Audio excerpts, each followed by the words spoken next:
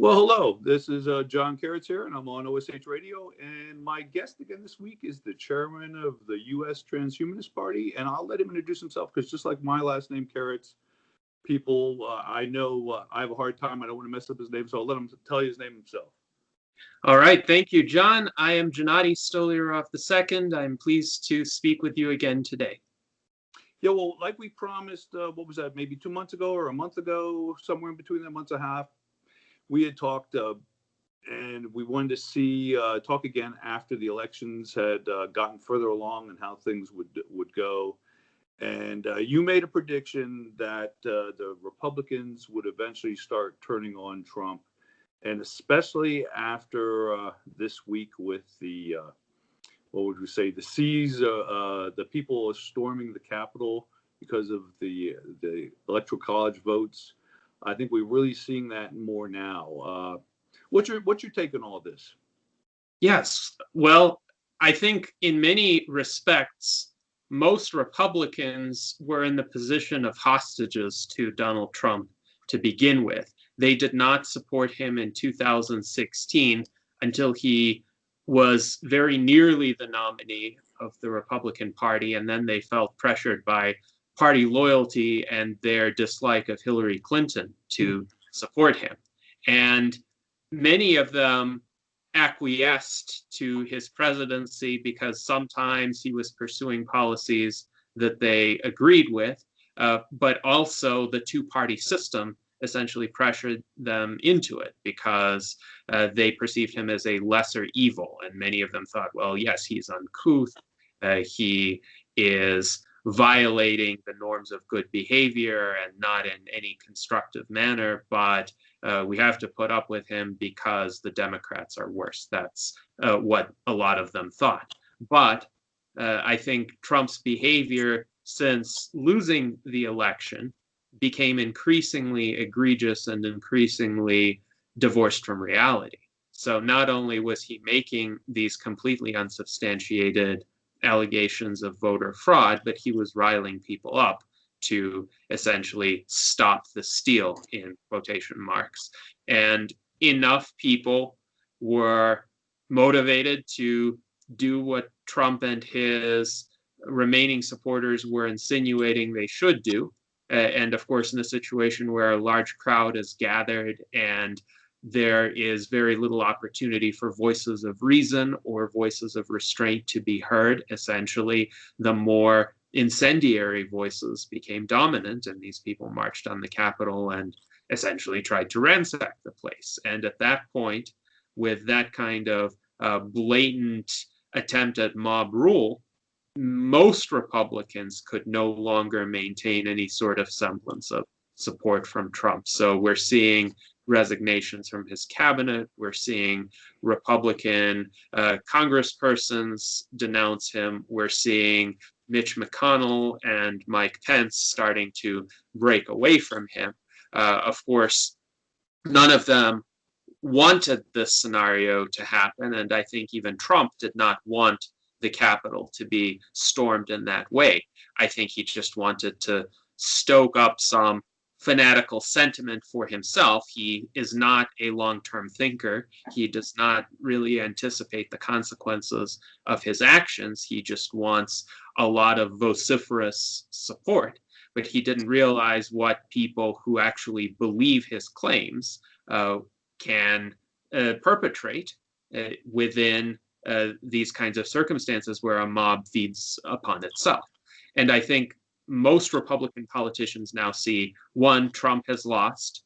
Two, his defeat has been formally certified in every manner through the process.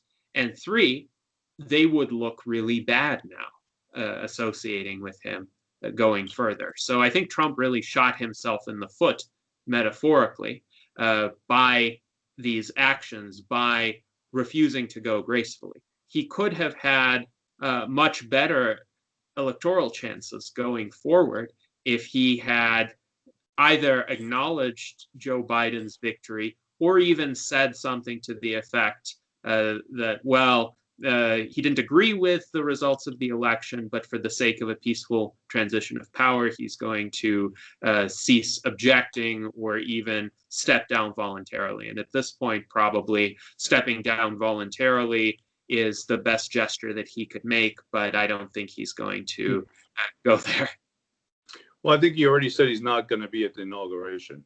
Mhm. So I don't know when the last president has never been at the inauguration. I don't think that's ever happened that I know of. They usually are at the passing of the torch, are they not? So that in itself, I think, could we might see more of this, is what I'm saying. And I kind of think that he does sometimes know what he's doing, and I think he sort of enjoys it. I think it might be a feeling of power. I don't know, which is sad in itself, though. Yes. I mean, I really wonder how would the government have been if he did enable or convince some of the people to overturn some of the electoral college votes and swing that back in his favor like he wanted to. What would have happened to our government and how would it run? I think that would have been a very, I don't know. You hear people throw the Civil War idea out there, but I don't think that would have been the way he should want to win. Right. But I somehow had the feeling he would enjoy winning that way. I don't know. I just don't know. I wouldn't put that past him. I think past the point, some people, sometimes it might be about the ego and the power. Mhm. So I don't know. We'll see what happens yet, but I think we're still in for some fun. What is it, the 20th? Is that when we switch hands? Is that the 20th, I think? Yes, January 20th, which interestingly enough is a palindrome, 1/20/2021. Very good. Good point. Yeah. So we will have an inauguration on a palindrome day. And really, in normal times, it wouldn't be that long of a wait. It's less than 2 weeks away now. And from a substantive perspective, whether Trump remains in office or he resigns or is impeached or the 25th Amendment is invoked, it's not going to make that much of a policy difference because from a policy perspective, he is finished. That is to say, when the rioting at the Capitol started, it was Mike Pence who actually instructed the National Guard to be sent in, and he did it in collaboration with the congressional leaders. So Trump has no more de facto power, and if he tried to exercise it, nobody would follow his wishes. This is one of the residual strengths of the American system, that there's still a strong notion that the power of the president should be limited, that there are still checks and balances. He's the president, not an emperor. Right. And I think this is what saved this country from a much worse outcome, from essentially a coup. I agree, it would have been terrible if Trump had overturned the electoral college votes through essentially frivolous litigation or some sort of arm twisting within his own party, because that would have undermined the understanding of legitimacy of the results of this election. And one could acknowledge many flaws with the American political system, including with the electoral college. But nonetheless, if you have a system with certain rules, those rules, which are specified in advance, need to be followed. So you could take issue with the rules, you could try to reform the rules, but there's a process in order to implement the reforms as well. And while the current rules are in place, one needs to respect the outcome. And the very fact that this is a legitimate outcome according to the rules is what could help tide this country through a difficult time. Because if there is no objective rule set to refer to, then it's just one person's opinion versus another's. And this country is highly polarized. So, of course, the Republican tribe is going to think that their candidate won. The Democratic tribe is going to think that their candidate won. And if there's no set of agreed upon processes that both sides could refer to and say, all right, it's decided in this way, then there's no recourse but to force. This is why many people have recognized democracy as a flawed system, but it's superior to the alternative, which is essentially some sort of violent confrontation. Ballots are a substitute for bullets. That's a good point. Now, with, shall we say, the fall of Trump and the rise of Biden, how do you think this affects, what opportunities, let me put it this way, do you think there are for third parties like the Transhumanist Party itself and other parties? What opportunities do you think this new administration and this kind of a new world, because of everything else that's been happening, it goes into? How might that be either good or bad for third parties? What's your belief in that, or thoughts on that? Certainly, I think that the best opportunities would come about if the Biden administration were to take a more moderate course. And I think that's possible because with the results of the Senate elections in Georgia, yes, the Democrats are going to control the Senate technically because of the vice president's tiebreaker vote, but it will be a very slim margin of control. And they really can't afford, if they want to implement any policies, to have dissension within their own ranks. And also, they're going to be motivated to try to bring some Republicans on board. That means they're generally going to follow more universally acceptable types of policy approaches rather than shifting hard in the direction of the left.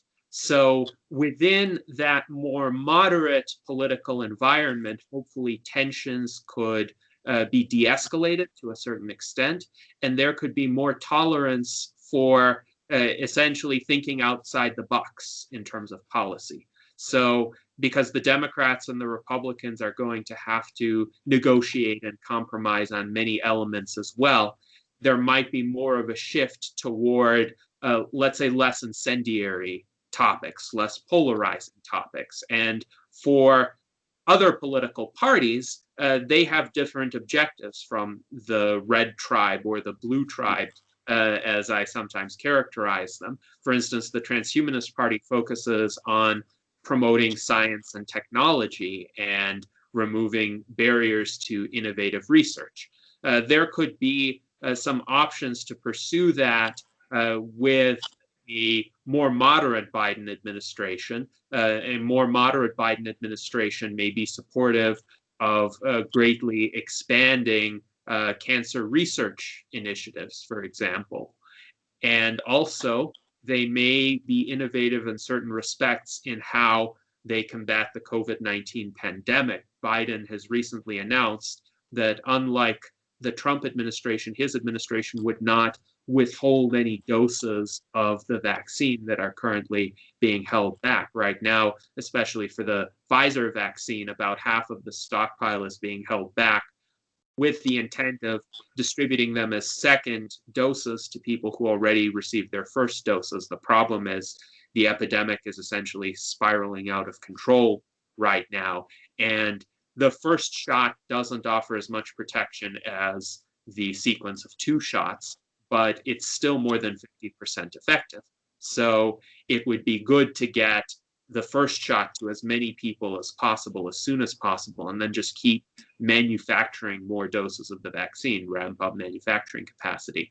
And this is an approach that the Biden administration is open toward. So as long as they stay within that more centrist playing field, I think there will be openness to ways of solving current problems and achieving some progress, be it economically or technologically or societally, that doesn't trigger any of these partisan landmines. It's going to be very difficult for many, many years to discuss the so-called wedge issues, issues like abortion or gun control, for example.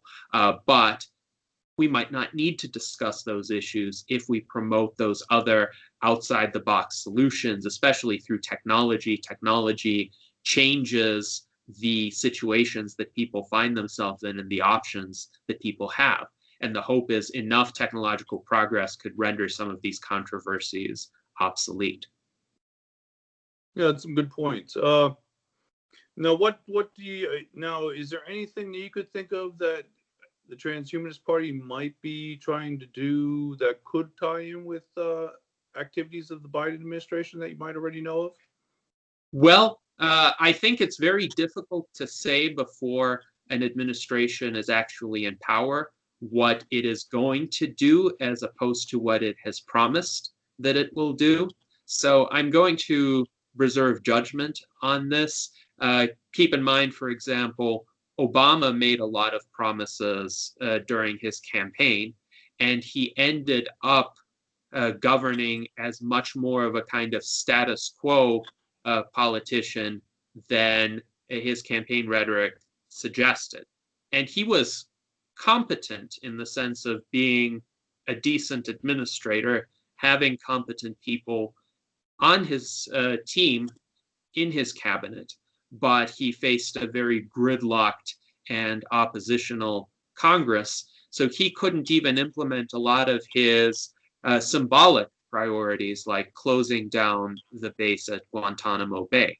And this, I think, may be a situation, at least to watch for a possible outcome, that if these partisan tensions don't subside, the Biden administration might experience its hands being tied in certain respects. My hope is with the fall of Trump, enough Republicans are going to become a bit more pragmatic, and they're going to say this type of polarization, this type of adversity for the sake of adversity has paralyzed the country for about a decade now, and it's time to try something else.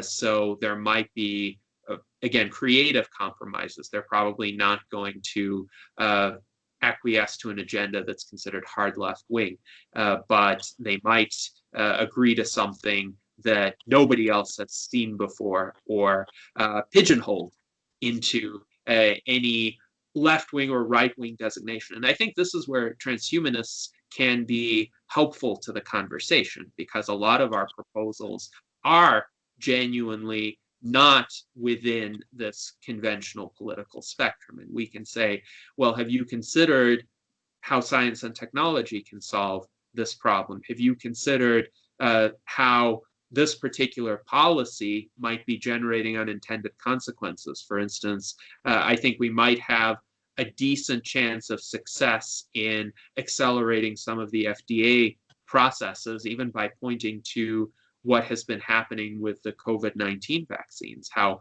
on the one hand, there has been an accelerated review process there, and it has enabled the fastest vaccine approval in human history. However, we still have now more than 4,000 people dying every single day. So clearly, it could have been done even faster. It could have been done even better. It could have been done to prevent this surge. And given the rather shockingly new situations we find ourselves in routinely, I think transhumanists can bring some compelling arguments to the table and say, look, it doesn't have to be this way. We can figure out a way out of this mess by applying technology in a more creative and more decisive manner than has been done in the past. It's interesting you said about Obama. So during the Obama administration, a lot of times I thought about that, about presidents. And, I think when they run, I did think that he meant what he said about trying to do things. I think it's very difficult when you get in to do a lot of things. Sometimes I feel like it's like the president has to have one pet project that they get to do that they actually can do. And when they work, let me put it this way, when they work within the normal rules, I think it's difficult for them to get things done. I think what we saw with Trump is he didn't necessarily pay attention to the rules. And I think he was able to do some things that not everything I think we would have really liked to have been done.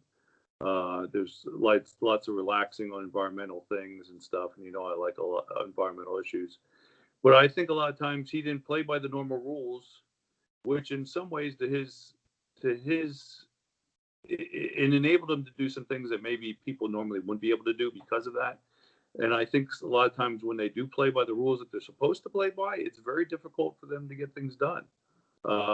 So yeah, and like you said with Biden, that could be what happens again with him, but maybe not.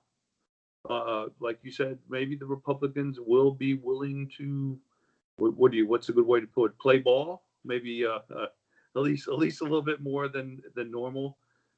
Because I know when Obama got in, there was a lot of things that he tried to do that just got blocked. So I hope there is, and I hope it is a different. It's going to work out. We'll see. I think it's amazing to me because of all the other stuff going on. I think people are, even though they notice it, I don't think they're making as big an issue out of it. We're going to be having our first female vice president. And I think that's a big deal. I mean, I guess who was it? Ferraro or whatever was one of the ones. When somebody ran years ago, there was a woman vice president candidate, and that was a long time ago. So what was that in the 80s? 1984. 84, yeah, and so now we're actually going to have that. But I think with COVID and all the other stuff going on, I think although people have paid attention to it, I don't think it's kind of getting the attention it should. That's going to be that's a great political move. Georgia just got some people elected that was a first down there also, and but yet it seems to be getting overshadowed by other things that are going on right now, and that's sad. Like I always joked, what was it last year when they released those photos of UFOs? It was on the news. The government released these photos of these unknown objects, and it's like nobody cared. And I'm like, okay, why did nobody care? I think in the 50s or 60s, everybody would be like a big deal, and now nobody cares. It just seems like there's so many other things going on that people become numb to things, and that's a pity because there's still some interesting changes coming and happening.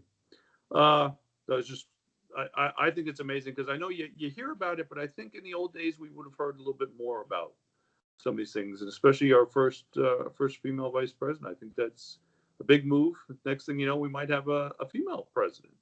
And you were talking about the election with Trump, and I do think some people went to Trump because they did not like Hillary.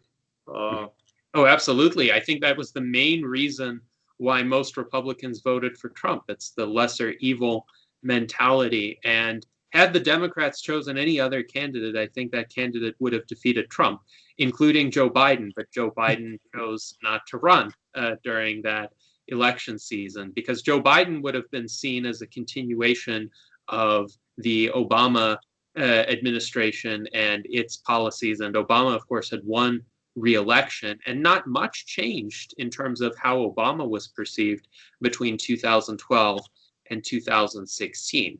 But Hillary, for a number of reasons, some of them I think were justified, others were just conspiracy theories, was seen as essentially the most nefarious Democrat out there. I really think she had just embraced the role of the professional politician to such an extent that she could no longer relate to people as a human being anymore. That doesn't make her a bad person. It just means that she acts and calculates according to how it will affect her reputation as a professional politician and her relationships with various power players and institutions, and many people perceive that as inauthentic. So that is perhaps a flaw of hers that turned some people off, but then there were a bunch of other conspiracy theories that were, let's say, around.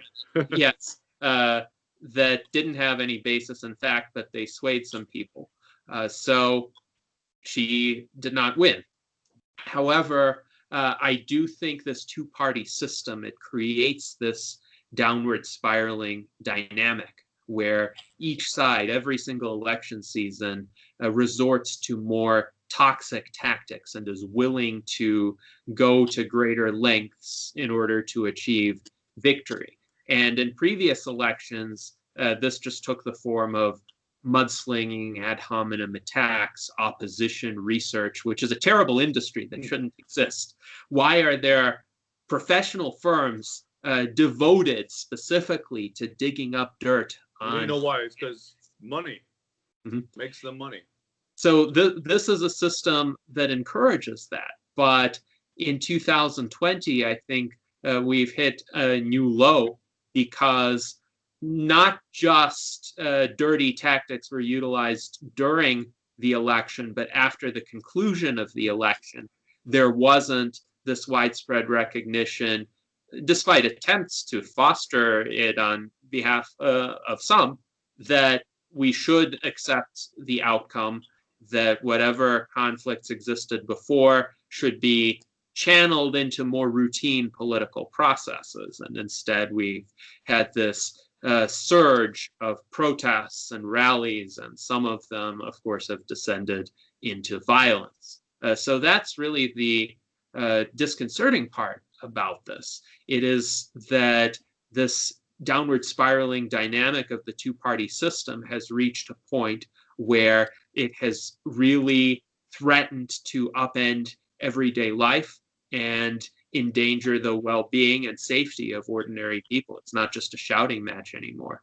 And there needs to be reform to the system. I think the two-party system over time is inherently vulnerable to these tendencies. If you look back to say how the Republicans and Democrats of the 1970s thought and behaved toward one another, one, there was a lot more opportunity to achieve bipartisan consensus when a prominent office holder misbehaved. When Nixon's misbehavior came to light, politicians from both parties saw objectively that what he did was unacceptable. And people from his own party didn't rush to his defense nearly to the same extent as has happened in 2020.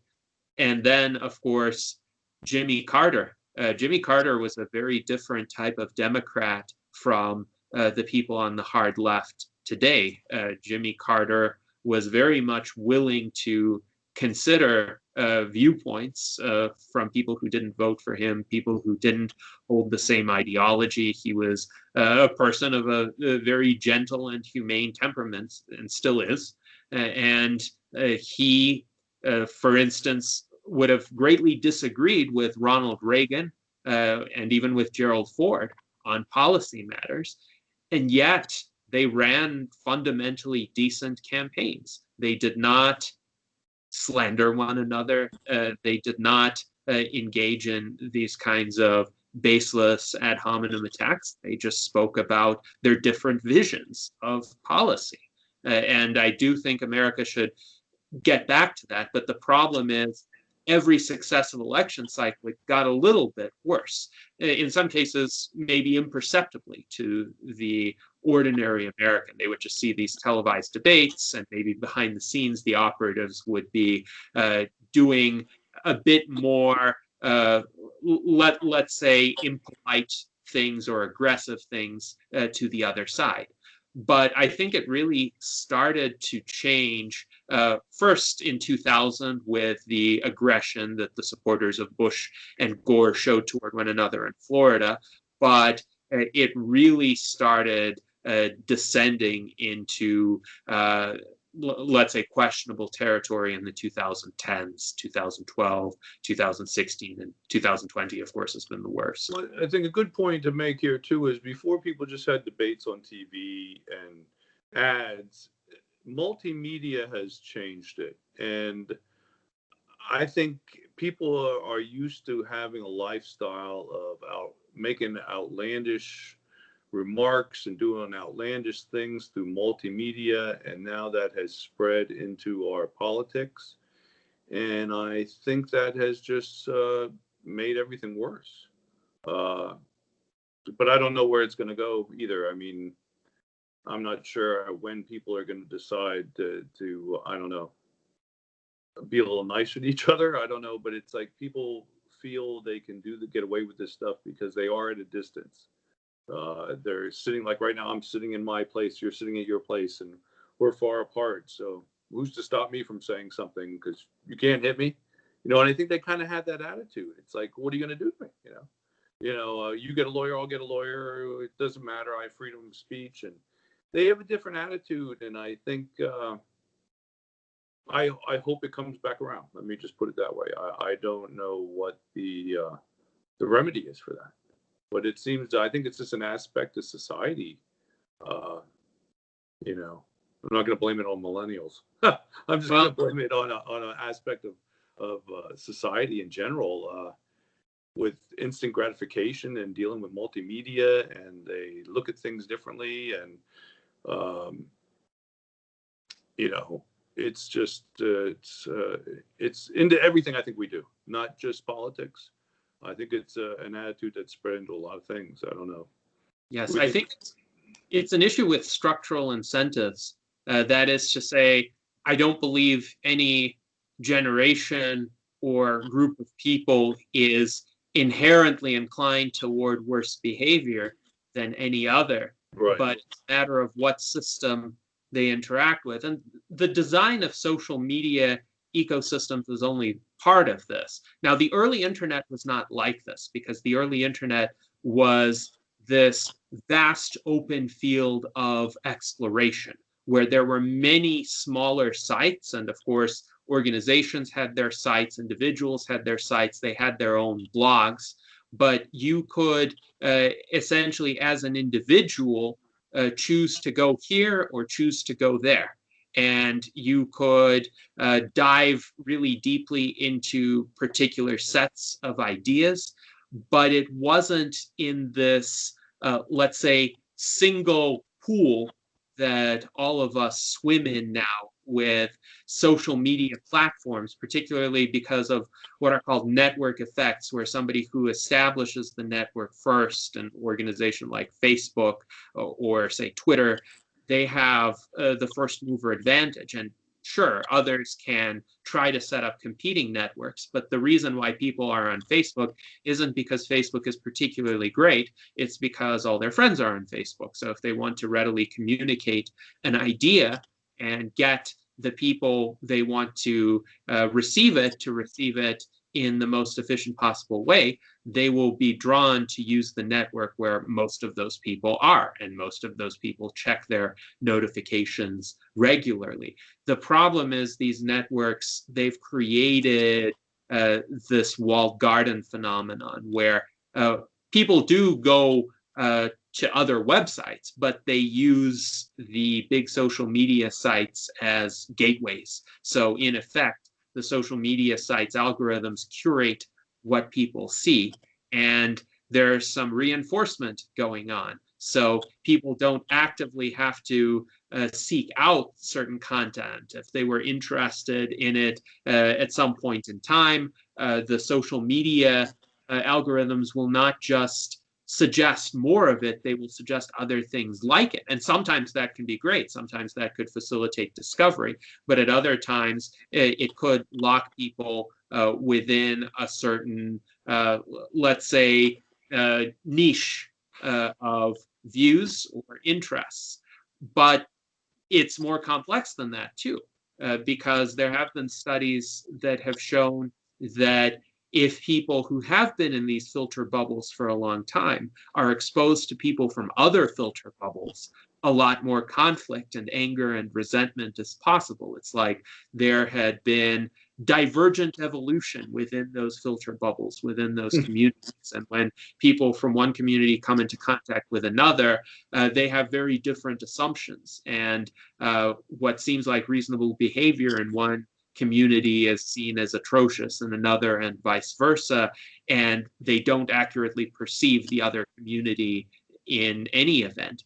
Now, that's not the only problem, though. You mentioned this instant gratification, and I would say there's been a kind of general acceleration of the pace at which people are expected to respond to life. It's not just that we have more technology at our fingertips, it's that the culture still hasn't adjusted to develop coping mechanisms with that technology. So previously, if people received letters via the mail, first of all, they wouldn't receive a whole lot of letters, so it would be possible to read each letter, take a few days to compose a response, send it out through the mail. It might take a few days or even a few weeks for that letter to reach the other person. So the incentive was to take a little bit of time to thoroughly consider, digest what the other person had written, and also formulate a similarly thorough response. And because of the built-in time lags, people were understanding that they're not going to get a response right away. Unfortunately, with today's systems, there is the possibility of immediate communication, which is not bad in itself. I mean, we're able to have a direct conversation over a vast distance, which would have been inconceivable in the era of the Postal Service. But people haven't recognized that it's just not reasonable for everyone to instantaneously respond to everybody else. Moreover, it's not necessarily desirable to say the first thing that comes to mind. And some people, they've started texting without regard to spelling, grammar, or whether their thought is indeed well-formed or well-considered. And so you have these phenomena of people essentially just posting strings of text or strings of text and emojis or these large block paragraphs in this stream of consciousness format. And when I look at those, I think, well, how am I supposed to interpret this? How am I supposed to understand this? They're just trying to get out as many words as they possibly can, as quickly as they can, but they're not really looking at how is this likely to be received? Is this likely to be understood? What effect is this likely to have? I do agree with that. I agree. People say a lot of things today, and they go with the thing that, they want to get their thoughts out, but they don't really, the old saying of think before you speak. And I don't think they always do that. And, people always throw out, well, I have my right to say what I think. And, well, you do, but it should be, think about how you'd feel if it was said in return to yourself. And I don't think a lot of people do that, though. But I don't know. We'll have to see how it goes. I guess time will tell. A lot of things they say are cyclic. That, politics, society, everything is cyclic, has its up and downs, and it comes back around. So we'll see what happens. I'm hoping something comes back around. I would encourage people to think about when they post something or when they express a thought, how that will be perceived and how they will perceive it 5 years from now, 10 years from now. If you went back and read this in the future, how would it look to you? Or what do you think you would think? And that's a good point. That's a good way to think of it. But I don't know if people do that anymore. It's, I remember that being a big thing they pushed when I was a kid. Think before you speak. Think of how that would affect you if you heard it. And I don't think people necessarily do that. But I think we kind of went down a little rabbit hole with that. I don't know if we can solve that, but we hope that it does get solved sooner or later, or improve, or who knows, maybe things will go in a different direction we can't even foresee at this moment. But now with the Transhumanist Party, the U.S. Transhumanist Party, what I know you're always working on things. Maybe you could tell the people listening what new things you're up to since last we talked. And so what new things is the United States Transhumanist Party up to?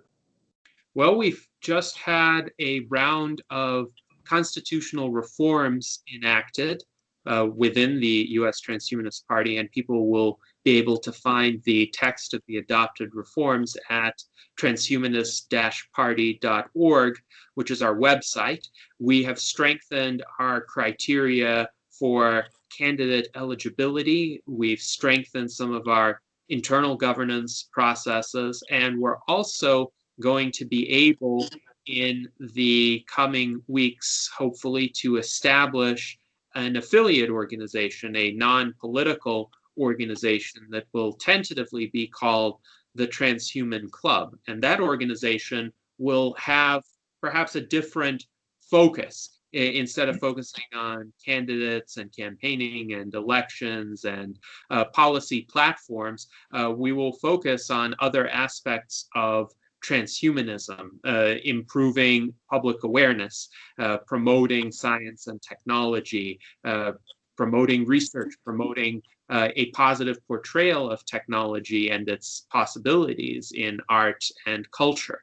So a transhuman club could host educational events, for example, or have speakers present about the ideas of transhumanism and the possibilities of emerging technologies to wider groups within the general public, for instance, to classes of students or community groups, whereas a political party might not necessarily get access to those kinds of venues. So I'm hopeful that in 2021 we could build up the Transhuman Club. There are other projects underway.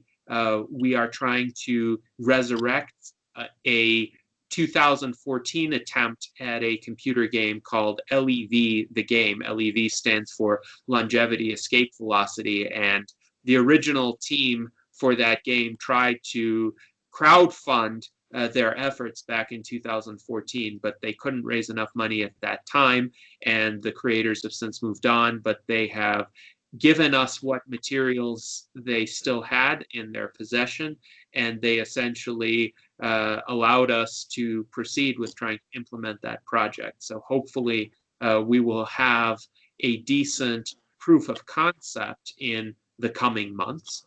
We have other working groups that are underway. Hopefully we will be able to frame a more detailed concept for how a universal basic income could be implemented without needing to raise taxes on people and without essentially falling prey to the common accusations of socialism.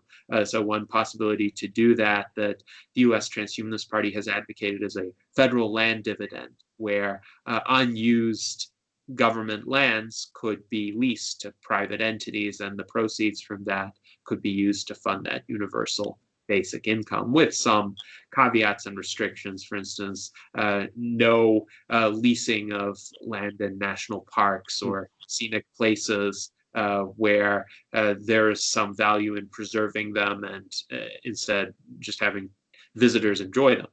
So those are just some of the projects. We're hoping within the U.S. Transhumanist Party to get more people involved at essentially intermediate levels between the level of an ordinary member and the senior leadership. And these people could participate in subgroups, they could lead projects, they could engage in outreach as well.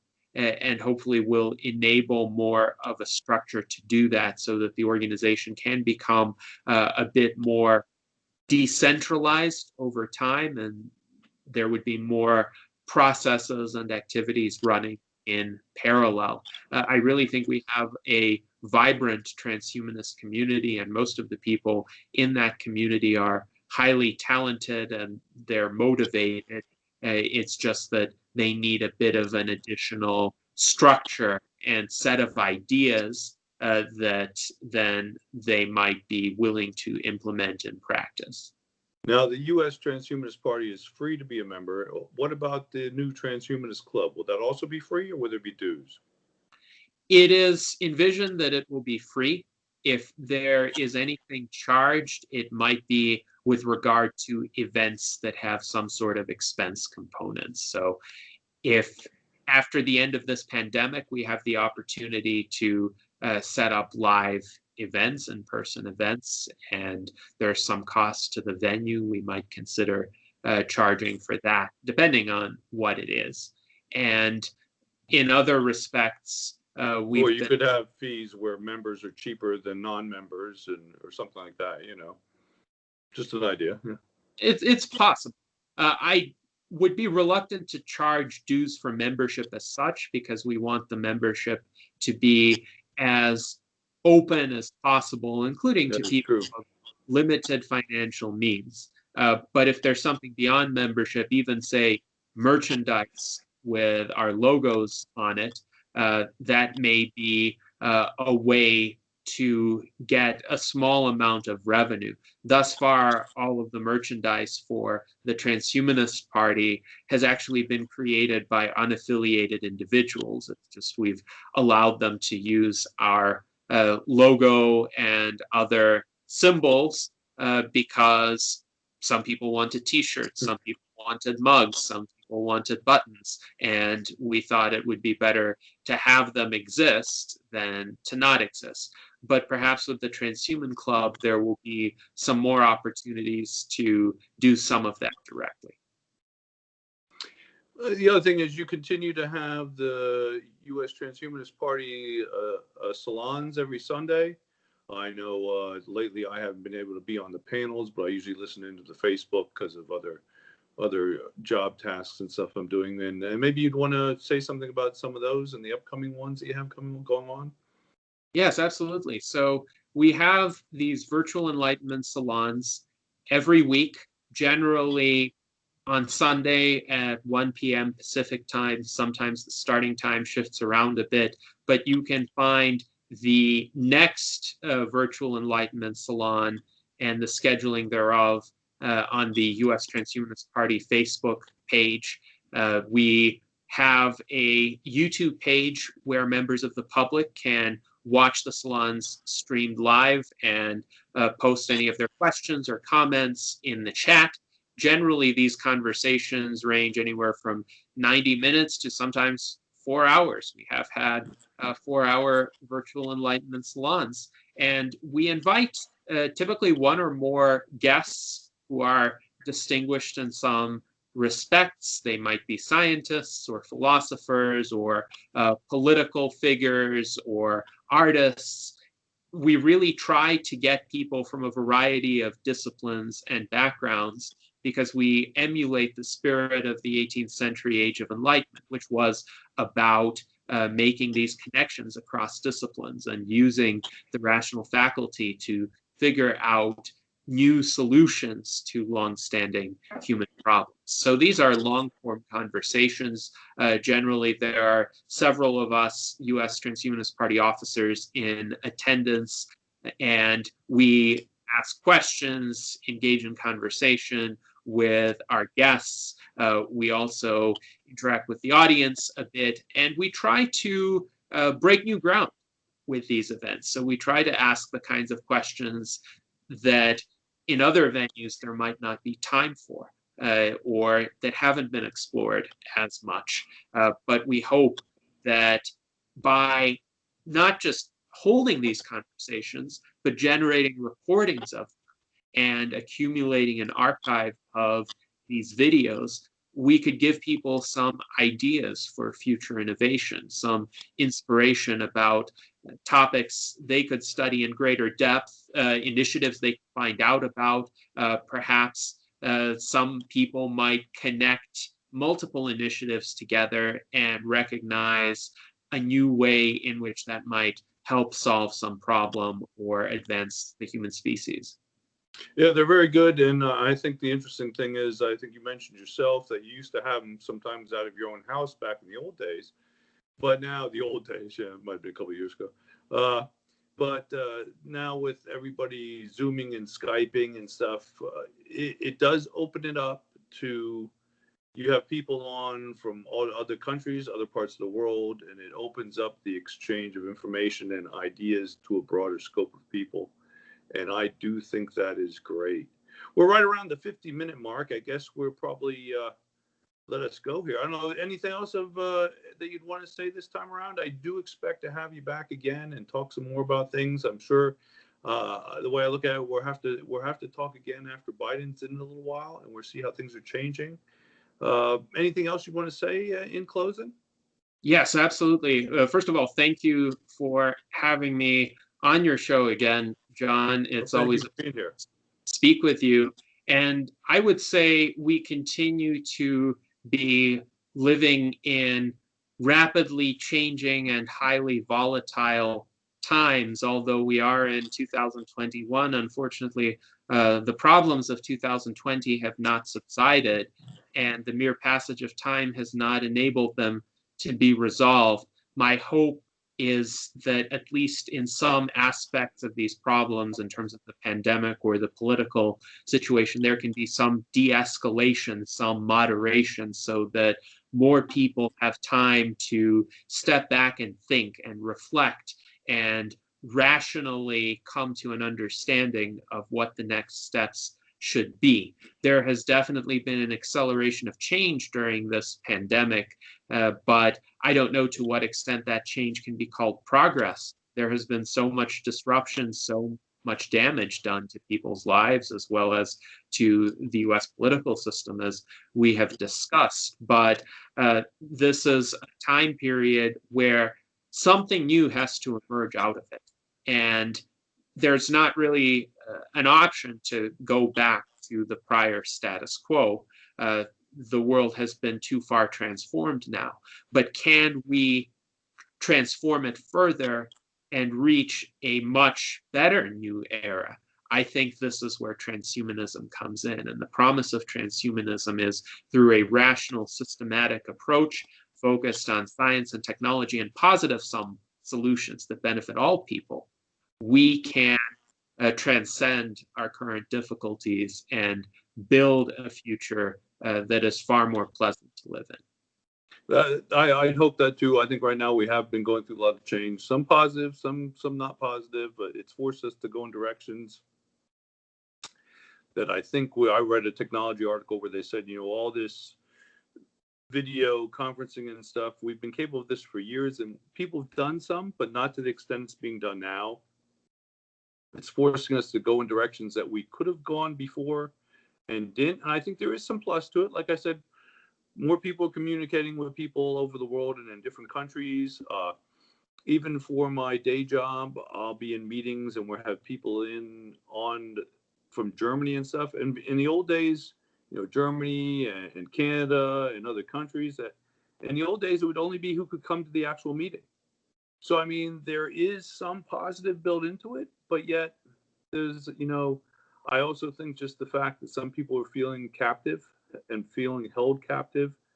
And I also think that makes things like the storming of the Capitol a possibility. I think people are in a different mood because of being held captive. And I think the minute it makes them it's like they're simmering. They're ready to boil and boil over, and then they just need something added to it to ignite them. And I think that's what we're finding. I think some of these things, like before when we were having the riots, and now we're having the storming of the Capitol, I think that a lot of it has to do also with people just being held captive, and it makes them more volatile. And I do hope we move forward, and I hope that this makes people move forward in a positive way.